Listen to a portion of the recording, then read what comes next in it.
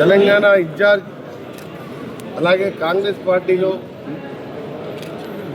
ఎక్స్ఎంపీగా ఒక సీనియర్ నాయకులైన ఆమె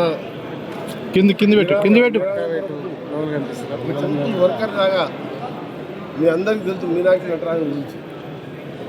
ఆమె ఈరోజు పిఎస్సి మీటింగ్ డిస్ట్రిక్ట్ లెవెల్లో ఇవాళ 3 జిల్లాలకు సంబంధించి భువనగిరి, నల్గొండ, సూర్యాపేట జిల్లా మీటింగ్ నడుస్తున్నది. ఇవాళ జిల్లా లెవెల్కి ఇక్కడికి వచ్చి గాంధీభవన్ బీపీచేపై ఆమె జిల్లా కేంద్రాలకు వచ్చి మీటింగ్ పెట్టడం ఇది మంచి కార్యకర్తలకు ఉత్తేజాన్ని నింపడంతో పాటు ఆమెకు కూడా కృతజ్ఞత తెలియజేస్తున్నాము. ఈ విధంగా ఒక నాయకురాలు ఏసీ జనరల్ సెక్రటరీ హోదాలో ఉండి జిల్లా కేంద్రాల్లో మీటింగ్ చేయడం, అది సర్వే కానివ్వండి, పార్టీ బలోపేతం కానివ్వండి, నామినేటెడ్ పదవులు కానివ్వండి, ఇంకా కాంగ్రెస్ పార్టీ ఆఫీస్ నిర్మాణం కానివ్వండి, అన్నింటి మీద చర్చించడం జరిగింది. తప్పకుండా కాంగ్రెస్ పార్టీని నమ్ముకున్న కార్యకర్తలకు కూడా న్యాయం జరుగుతుందని చెప్పి ఈ సందర్భంగా తెలియజేస్తూ కొన్ని విషయాలు మీకు చెప్పలేని ఉంటాయి, కొన్ని విషయాలు మీకు చెప్పే ఉంటాయి.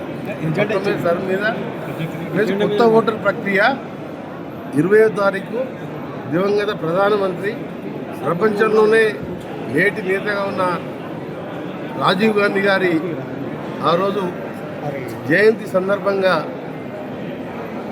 పెద్ద ఎత్తున, ఎందుకంటే ఆ రోజు ఓటు హక్కును 21 ఏళ్ళకెళ్ళి 18 ఏళ్ళకి తీసుకొచ్చింది రాహుల్ గాంధీ.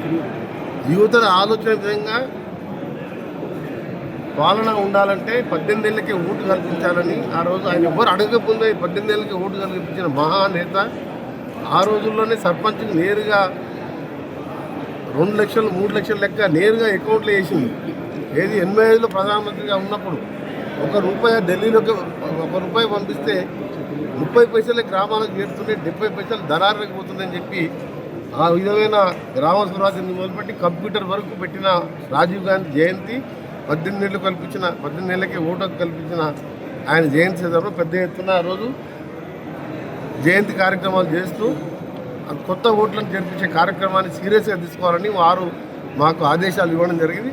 ఆమె ఆదేశం మేరకు తెలంగాణలో ఈ అన్ని కార్యక్రమం నల్గొండ జిల్లాలో నెంబర్ 1 ఉన్నాయి. ఉమ్మడి నల్గొండ జిల్లా నెంబర్ 1 ఉండే విధంగా తెలంగాణలో, ప్లస్ వచ్చే ఎన్నికల్లో కూడా మన కాంగ్రెస్ పార్టీ ఏ విధంగా మన అధికారంలోకి రావాలి, రాహుల్ గాంధీని ఏ విధంగా ప్రధానమంత్రిని చేయాలంటే దక్షిణ భారతంలో గతంలో తెలంగాణలో 36, 32 గెలిచాము. తర్వాత 2 జాయిన్ అయ్యారు మన అభివృద్ధి కార్యక్రమాల కోసం.